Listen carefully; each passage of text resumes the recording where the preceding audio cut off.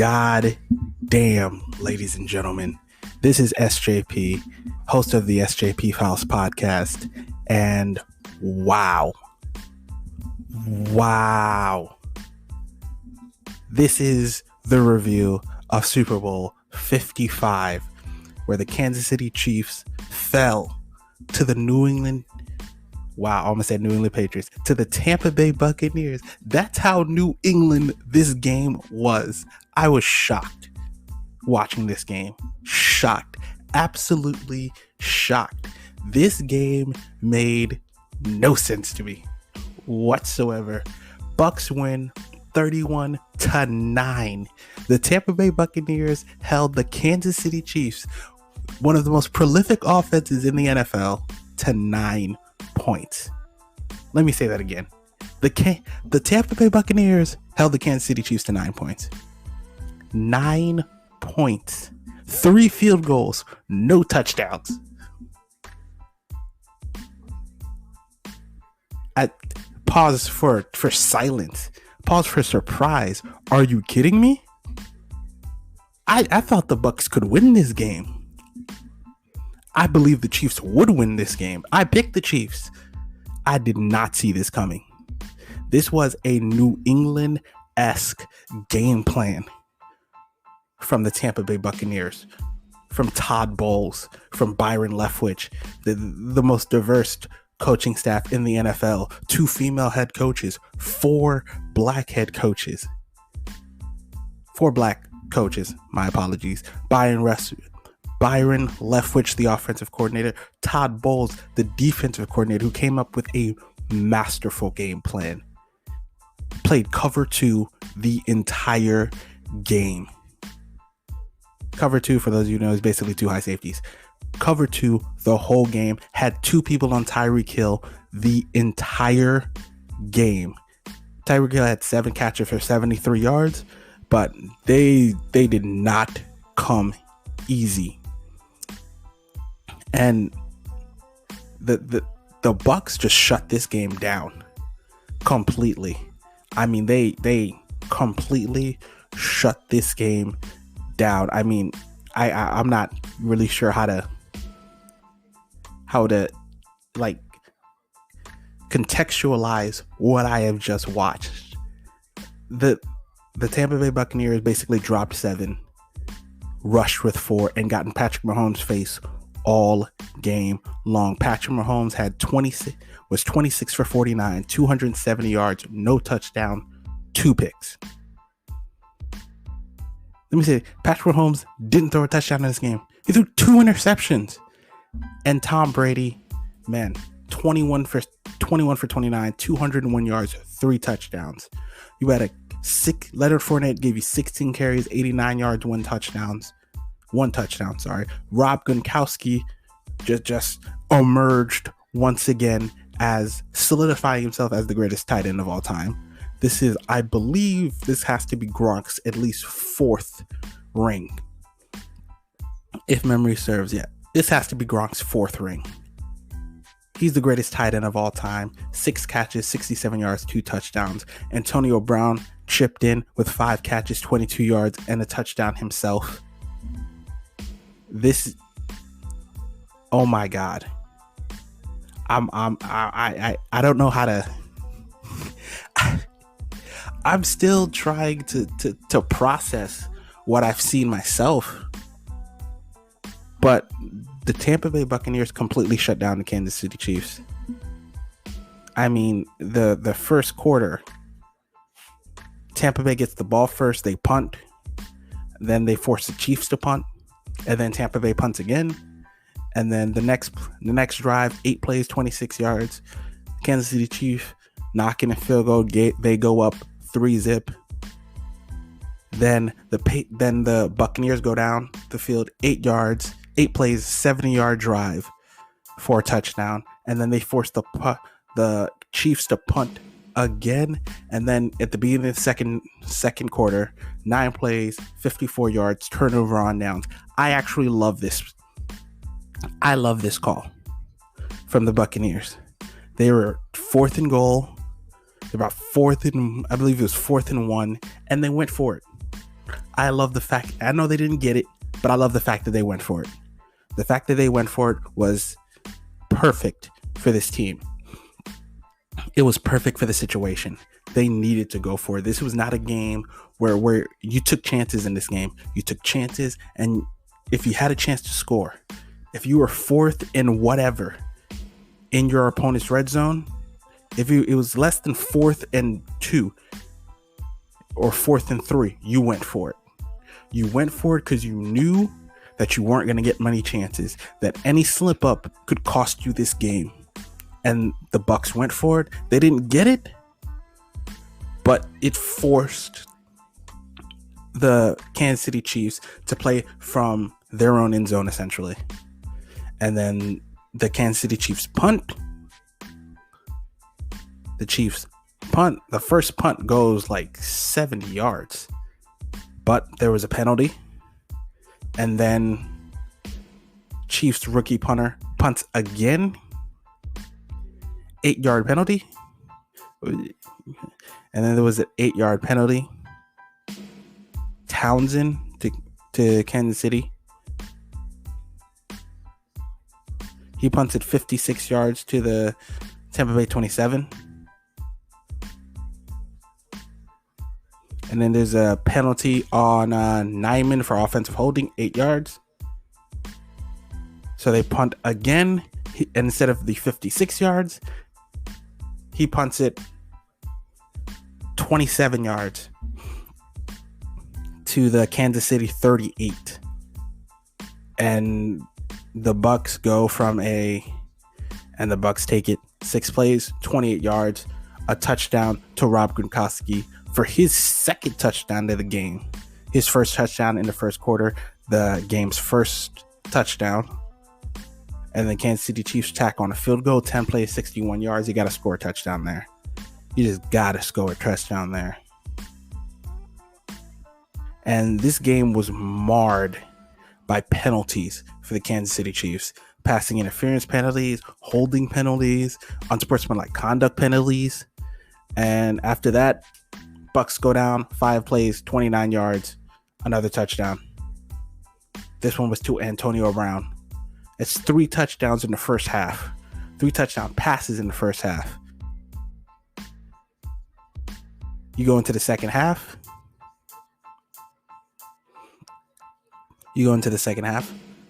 Actually, first half, man. The Bucs taking shots downfield. They had no intention whatsoever of playing it safe in this game. They took shot after shot after shot down the field. They took shots down the field in the last play on their last drive, on their second to last drive, I might assume, before they kneeled and won the game. But in their second to last drive, taking shots down the field, overthrowing, I believe it was Antonio Brown. But hey, if it catches it, we score another touchdown. Game's over. The game's already over. At this point, the game's over pretty much. But there were still a few of us like me who thought, all right, there's still a chance that Patrick Mahomes could win this game. We've seen him do it before. Can he bring this team back?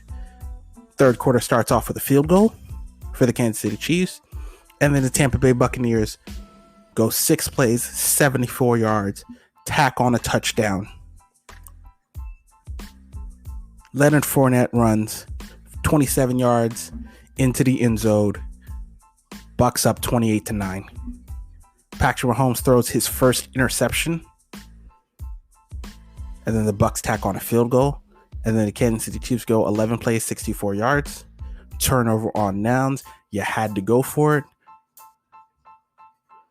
You really had to go for it because you at this point, you're down, 22 points? You got to go for it. You're down 3 touchdowns, essentially. Fourth quarter starts off with a punt. Turnover on downs by the Chiefs. Once again, had to go for it. You had to go for it. Had to make some plays. Buccaneers punt. Patrick Mahomes throws his second interception to end the game, essentially. End of the fourth quarter.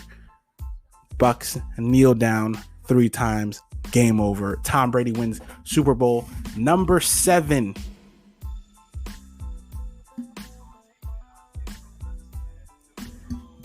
Tom Brady gets Super Bowl number 7. He's the greatest player of all time.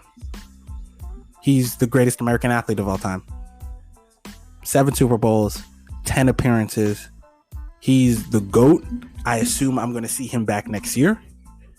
And I'm sorry. I'm still in complete disarray about this game. I don't understand how this happened.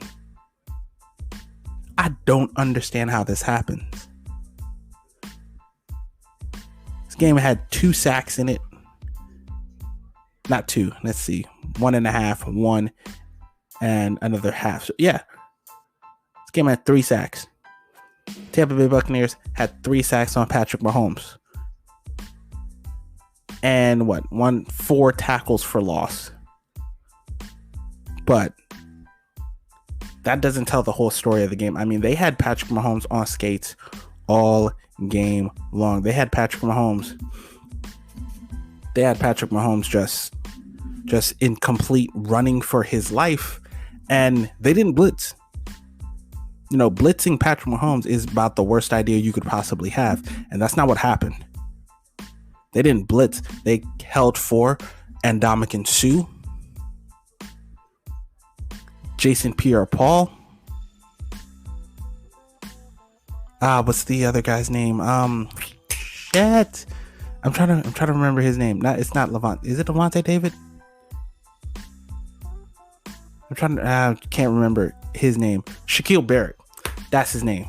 Shaq Barrett. These 3 guys, the defensive line for the Bucs kept Patrick Mahomes contained. They were in his face all game, put him on his back more than a couple times. The secondary for the Tampa Bay Buccaneers just stifled this offense. They kept home on their guys, and yes, we had a couple guys.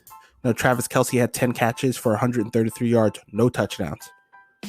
Tyreek Hill, 7 catches for 73 yards, no touchdowns. They kept the game close. They kept them in a... I don't understand this. I really don't. I don't understand how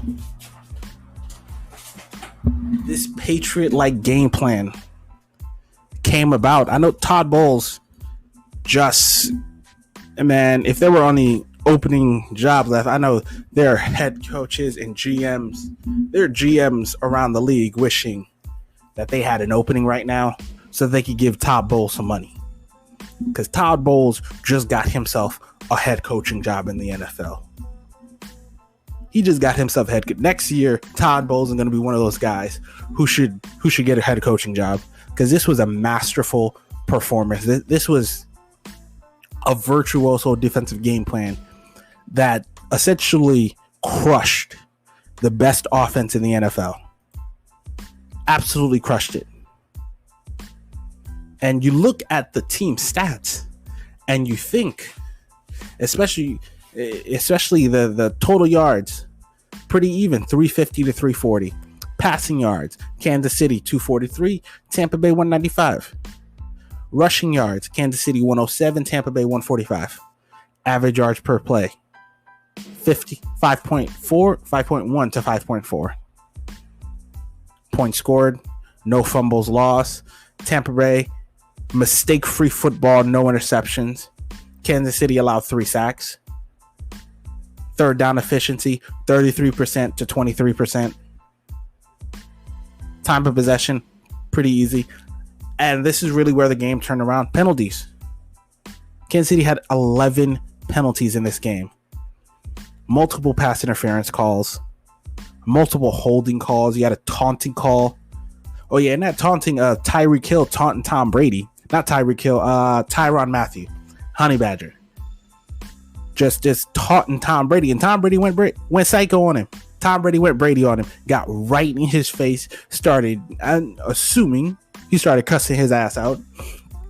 And I heard in the post-game interview, Tyrann Mathieu going, man, I've never seen that side of Tom. Then you ain't watching that much tape, bruh. Because this is Brady. We all think of Brady as this nice, wholesome guy. Brady will lose it on you. He's lost it on coaches. Have you ever seen the videos of him going at it with Josh McDaniels on the sidelines of the Patriots, on the Patriots sideline after offensive plays? This is Brady. This is what he does. And from time to time, he will show you that he's just a different cat. And I'm shocked. I'm still shocked. I had the Kansas City Chiefs winning this game like 35-28. My predictions were basically Chiefs win in a blowout, Chiefs win by a close game, the Bucs win close game. I did not think the Bucs could blow out the Kansas City Chiefs, and that's what they did. Dominated from start to finish. This game was never in question. From the moment the Bucs scored their first touchdown in the first quarter, this game was over. Now, I didn't see that the game was over. Obviously, it's Patrick Mahomes. He's one of the best, from behind quarterbacks in the league.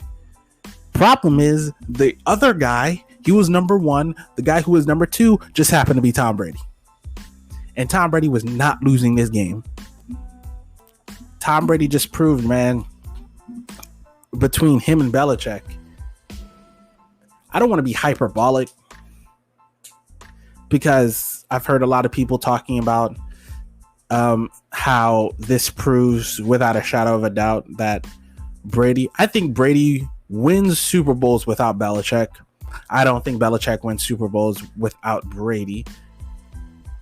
I think Brady's, his determination, his will, his just overall desire makes him, his overall desire to win, to prove himself, that chip on his shoulder. Belichick gave Brady a chance, and Brady took that chance and he ran with it, becoming the greatest quarterback of all time, becoming the greatest football player of all time, becoming one of the greatest players of all time. And and with Brady winning his 7th Super Bowl, the gap between him and Patrick just widened so far. Winning, going, 6-2, winning 4 more Super Bowls, that might be doable because we've seen Brady do it. But for Patrick Mahomes to pass Brady on the all-time list, he's gonna have to put some crazy numbers together. He's got to win, he can't win 6 more Super Bowls. I'm firm believer in, I don't think Patrick could win 6 more Super Bowls, and Brady's gonna be coming back next year. And with maybe a longer offseason, a more fuller offseason, maybe training camp and a bigger training camp, OTAs, just the whole offseason process is going to be bigger this year than it was last year. So the question is, can Brady really do it again? Can he go back to back? Because this secondary is going to be together for a while. I think the secondary is pretty much sewn up for the next couple years. Gronk's essentially made it clear he's coming back next year. Mike Evans, Chris Godwin. I'm assuming, I think Chris Godwin's a free agent. So Chris Godwin's either going to leave and get paid, or he might just come back. And if he comes back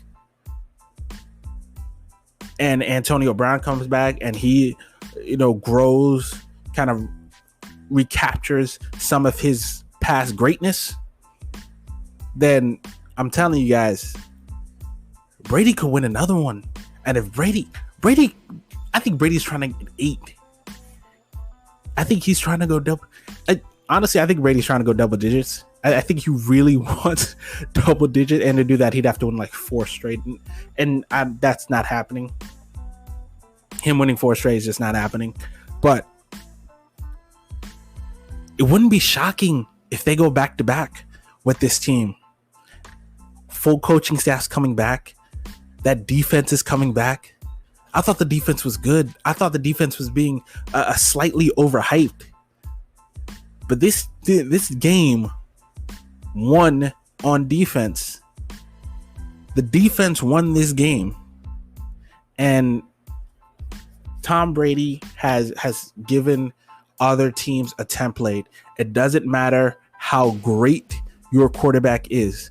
This is for you, Seattle and Houston and Green Bay. You have 3 of the 5 best quarterbacks in professional football. Those are 3 of the 5 best. Russell Wilson, Aaron Rodgers, Deshaun Watson.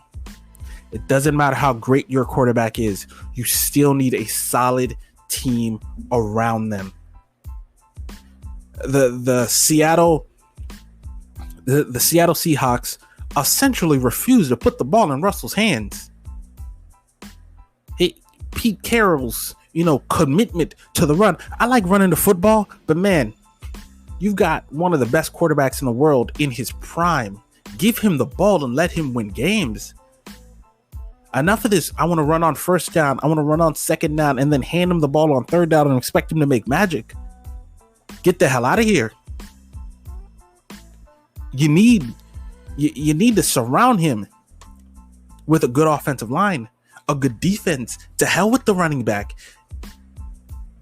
Let Russ cook.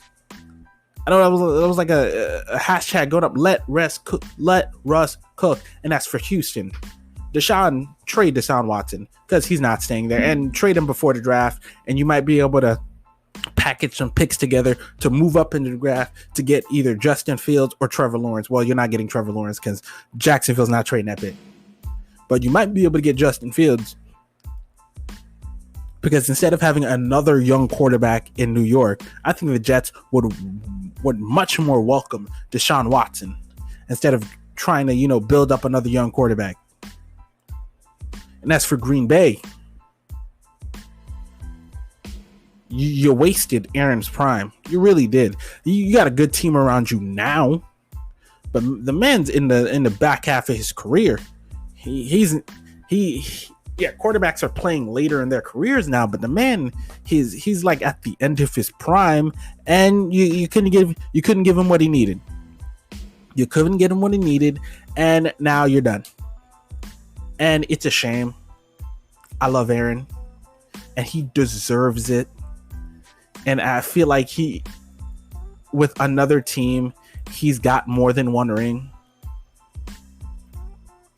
I really believe that. And Tampa Bay, man, last season you had Jameis Winston, who threw 30 touchdowns and 30 interceptions, the first 30 for 30 guy in NFL history, along with 5,000 yards. He didn't make the playoffs. You haven't made the playoffs since 2012. Haven't won a Super Bowl since. Haven't won a playoff game since your Super Bowl win in, I want to say 2003. I'm trying to remember when was the last time the Bucs won the Super Bowl. This is their 5th Super Bowl. No. They're the 5th team to win. The Bucs are the 5th team to win the Super Bowl after finishing the previous year below 500. Tom Brady now has 34 playoff wins, which is more than twice as the next closest guy, Joe Montana, at 16. I'm trying. When was the last time? I gotta find this out. When was the last time they won the Super Bowl? The Bucs. Give me a second.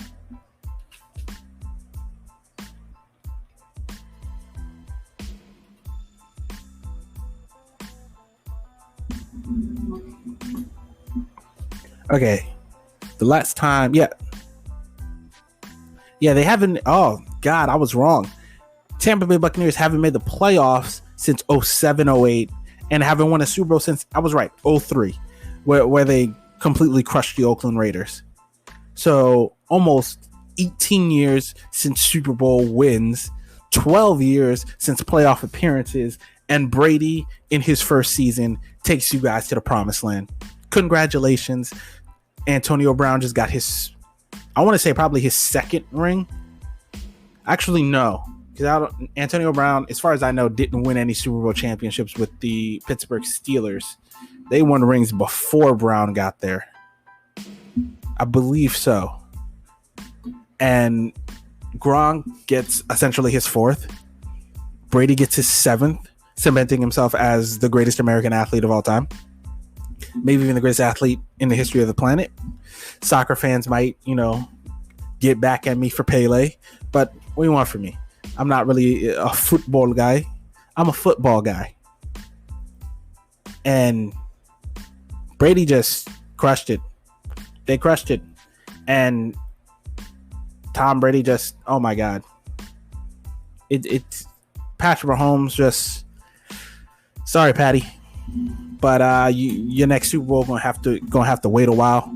I think the Chiefs will be back here in the next couple years again. This team is pretty much set for the next couple years. But Patrick Mahomes, this is the first game he has lost by more than one possession since he was in college. Just think about that. Last time he lost a game more than one possession was November 19th, 2016, while he was still at Texas Tech. Tom Brady has 7 championships now. That's more than any other franchise. That's more than every franchise in the NFL. Patriots have 6. The Pittsburgh Steelers have 6. And Brady stands at the top alone at 7. He's the first player in NFL, MLB, NBA, NHL to win 2 championships for 2 different teams after turning 40 years old. Bruce Arians is the oldest coach to win a Super Bowl in Super Bowl history. Tom Brady is the first player to win a championship. Tom Brady's won a championship in 3 different decades. 3 different decades. Are you kidding me? He's won a championship in 3 different decades.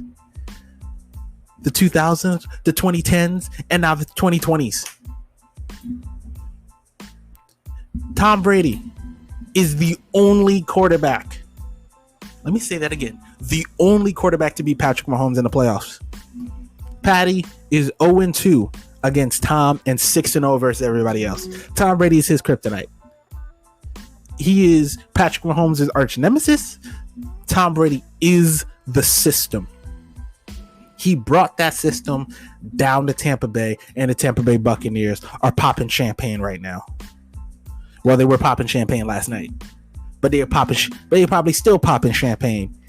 And if you saw the video in the locker room of the Bucs partying and Tom Brady in the quarter packing and stuff, just getting ready to go home, like this old hat, man.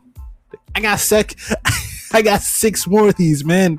I did this 6 times already. I ain't trying to. I was hyped for like my first 3. After that, man, it just is what it is.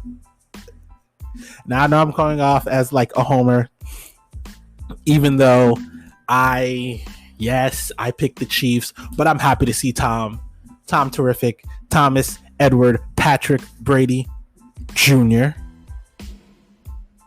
win his 7th Super Bowl. I'm happy for him. I hope he comes back next year. I hope to see him again next year. And go Brady, man. Is there any more else to say? He's the greatest of all time, and that's about it. He's the greatest of all time. You talk about Muhammad Ali saying, he's the greatest. I'm the greatest. Brady's the greatest. He is. He's the greatest athlete in American sports history. He's one of the greatest in world history. He's on another level. And I swear to God, if he goes back to back, I might lose my mind. First of all, I'm sorry, Thomas, for betting against you. It hurts. I know it probably hurt that because as a lifelong Patriots fan, I'm sorry.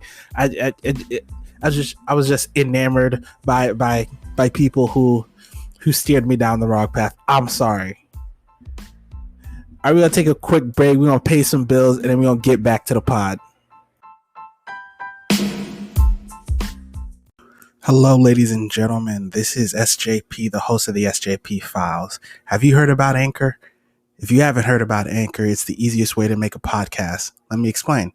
It's free. There are creation tools that allow you to record and edit your podcast right from your phone or computer. Anchor will distribute your podcast for you so it can be heard on Spotify, Apple Podcasts, and many more. You can make money from your podcast with no minimum listenership. It's everything you need to make a podcast in one place. Download the free Anchor app or go to anchor.fm to get started. Once again, download the free Anchor app or go to Anchor FM to get started.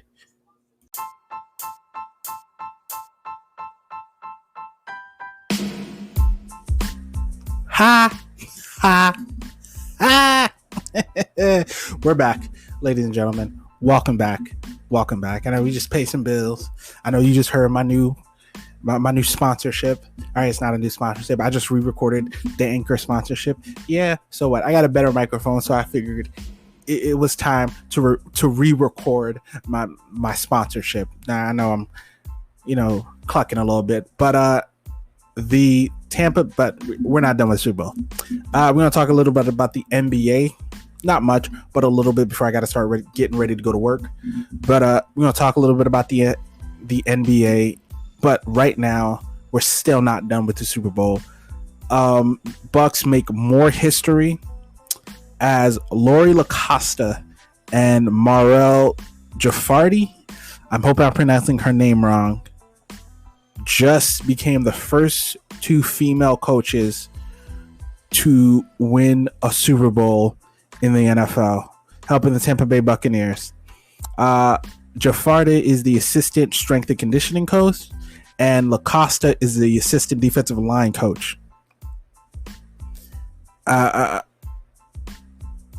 my God, that's great. History was made tonight. Tennis champion and social justice champion Billie Jean King tweeted, LaCosta and Jaffardi. I'm sorry, I'm butchering her last name. But I'm going Marel. Just her worked for 2 seasons on the Bucs coaching staff under Bruce Arians. They'll get their raise just like Tom Brady and the rest. If you can teach, you can coach. Arians said last week, as far as women, it's time for that door to be knocked down and allow them, because they've been putting in the time and they're very, very well qualified. The ones we have are overly qualified. Last season, Katie Sowers became the first female coach to coach in a Super Bowl. She was the offensive assistant for the 49ers when they lost. Oh, this is great. I've never had really a problem with women coaching in any particular sport, in any sport, really. I mean, if you know your stuff, these guys, these are professional athletes. These are professional athletes. They're a business. And if you know your stuff, they will respect you. And these two women obviously know what the hell they're talking about. So it's not an issue. If you know what you're doing, the players will listen. That's all it is. If you know what you're doing, the players will listen. And that's it. That's all there is to it. So next. Okay, Bruce Arians. First one's going to come from Rick Stroud. Sorry about that. Very confident that they can bring back most of this title team. Tom Brady's obviously coming back. Arians isn't retiring. Gronk has essentially said he's coming back. The offensive line and secondary is most likely going to remain intact. Todd Bowles and Byron Leftwich are both coming back. There's a foundation for them to really go back to back. And if Brady goes back to back to be the first person to do it since himself, goddamn. He's already the greatest football player of all time. Shaq Barrett's going to get paid. He's a free agent. He's playing out his franchise tag, but he's going to get paid. He deserves to get paid after what he did in these playoffs. Levante David's contract is up.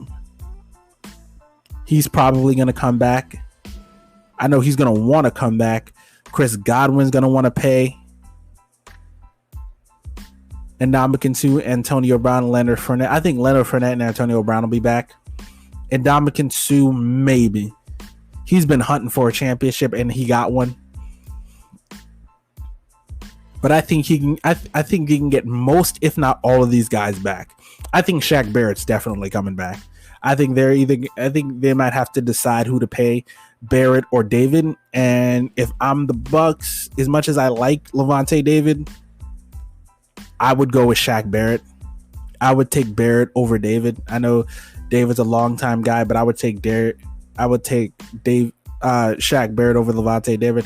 Antonio Brown probably going to come back. Leonard Fournette, I mean, he just got another Super Bowl. This is what his has to be his second or third ring for Leonard Fournette. And Ndamukong Suh, he just got his first ring. I know he's going to want to probably get a little bit more money. He's going to definitely want to come back. And Chris Godwin, if he doesn't come back, I know, what's his name from New England? God damn it. The slot wide receiver, Julian Edelman. Good God, I couldn't remember his name. Julian Edelman. I know he's probably, if Chris Godwin doesn't return, Julian Edelman's going to be like, yo, I'm going to Tampa. Hang out with Tom, see if I can get me another ring. Because I know he missed Tom this year. Because this year was a bad year for him. No, he missed Tom. So that's pretty much it for the NFL this year. I mean, we'll be back again to highlight the draft. When the draft process starts to get started, we'll be back talking about the NFL. But right now, it's the NBA, my first love. We're going to start out with the Washington Wizards and the Charlotte Hornets. The Hornets blew out. They blew the hell out of the Washington Wizards, 119-97. Gordon Hayward, another great game from him. 25 points, 5 rebounds, 3 assists. You had Cody Zeller gave you 16.7 rebounds. Terry Rozier gave you 26 points. Lonzo Ball, not Lonzo. Sorry, LaMelo. I didn't mean disrespect you like that. LaMelo Ball, 19 points, 7 rebounds, 5 assists. Miles Bridges gave you 11 points, 14 rebounds off the bench. Malik Monk gave you 11 points off the bench. Devontae Graham did not play this game. DNP due to injury. And as for the Wizards, Bradley Beal gave you 31 points. Russell Westbrook gave you 12 points, 11 rebounds, 1 assist shy of a triple-double. But not a great offensive game for him. I mean, the Bucs are just the worst team in professional in basketball right now. They're terrible. Absolutely terrible. The Brooklyn Nets fall 124 to 109. Ouch. But Kyrie Irving didn't play due to an injury, and Kevin Durant's out for contract tracing. I told you about the game like a couple days ago where he was in and out the whole lineup against the Raptors. It was so stupid and so weird. But Harden gave you 26 points, 8 rebounds, 10 assists. Landry Shamet gave you 22 off the bench. But they just didn't have enough firepower in this game, and the depleted lineup crushed them with no Kyrie and no Kevin Durant. The offense just couldn't, outweigh their defensive deficiencies. So the 76ers tack on another win. Joel Embiid, 33 points, 9 rebounds. What more do I have to say about Joel Embiid? There's not much more to say. He's just playing on a different level right now.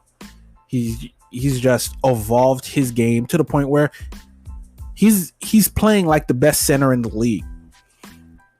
It's the best center in the league is like a two-way tie. It's a tie between him and Nikola Jokic right now.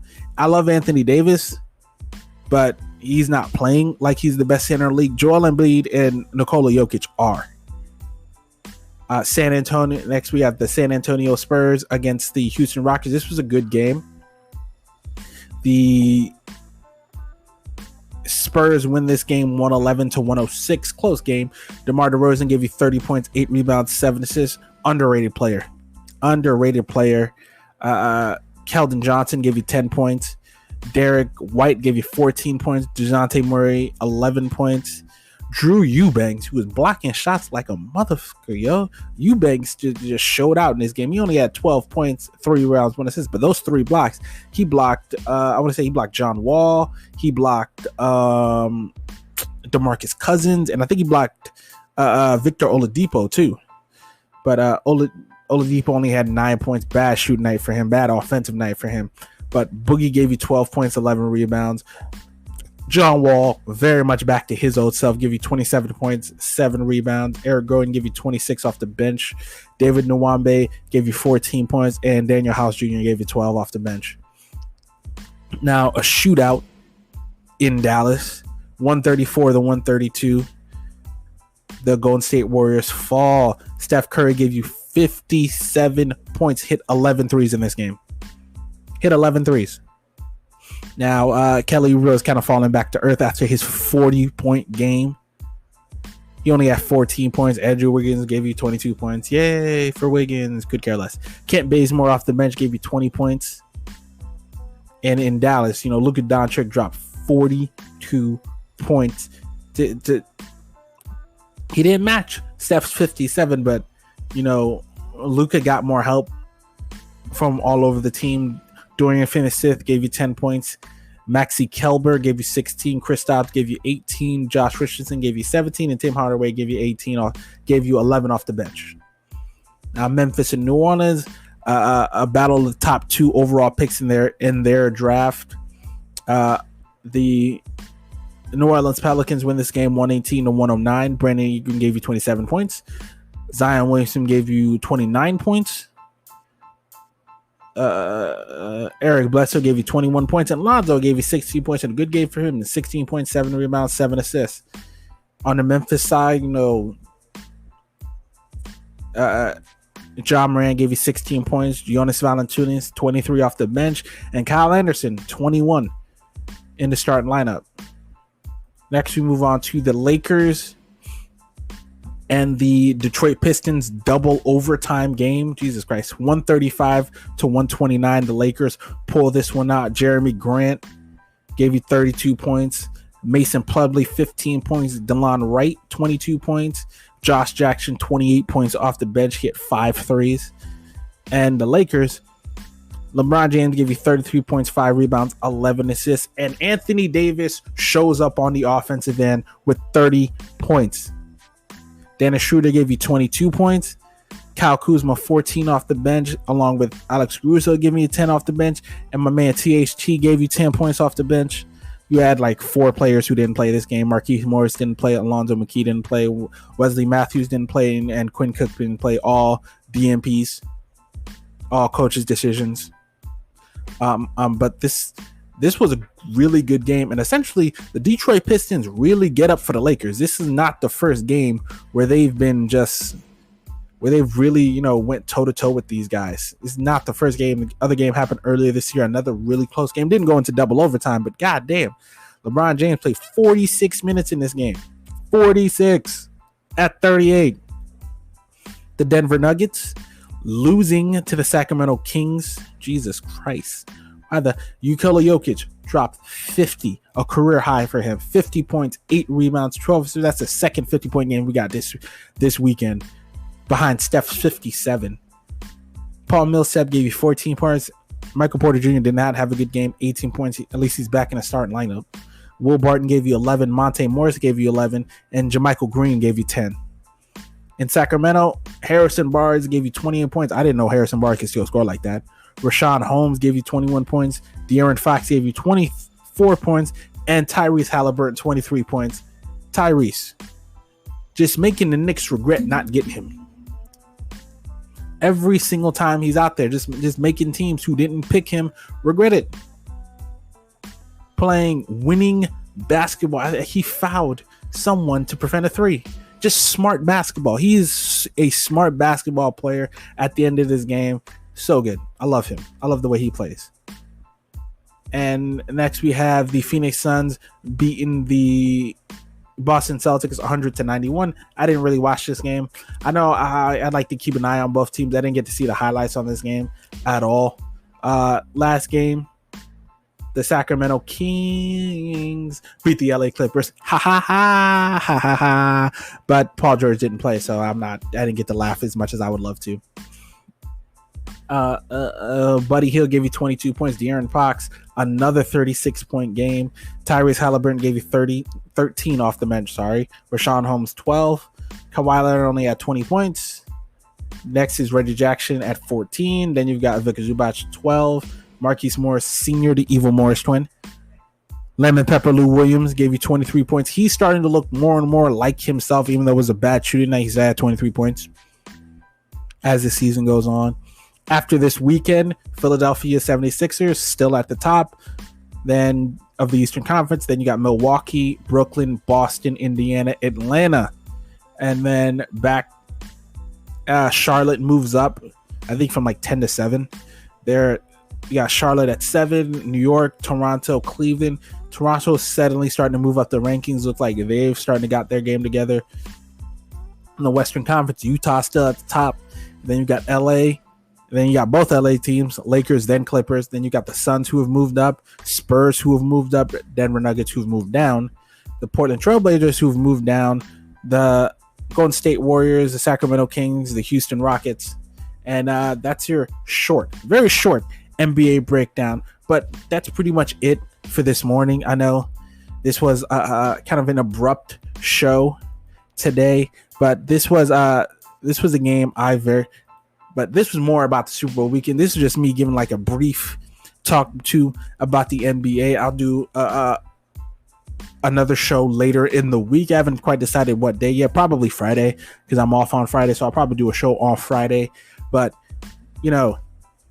Tom Brady, Super Bowl. He just won his 5th Super Bowl MVP, which I don't think I actually mentioned in my Super Bowl breakdown. Brady won his 5th Super Bowl MVP. I know I'm kind of scatterbrained right now. I usually have a more set, show, but I'm so hyped for this. Brady won his 5th Super Bowl MVP, which is, I believe, also the most all time.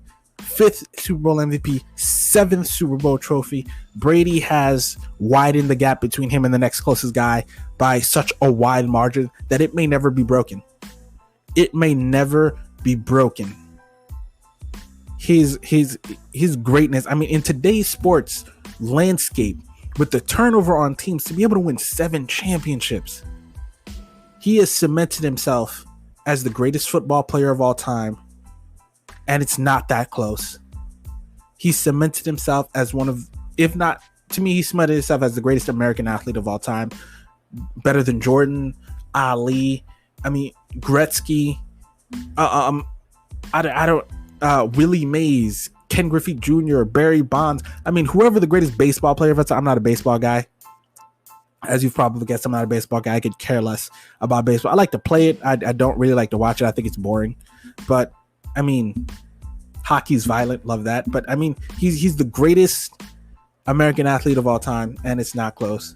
Ladies and gentlemen, that is it for episode 15 of the SJP Files. I'm your host, SJP. Thank you for listening, and I'll see you again later in the week.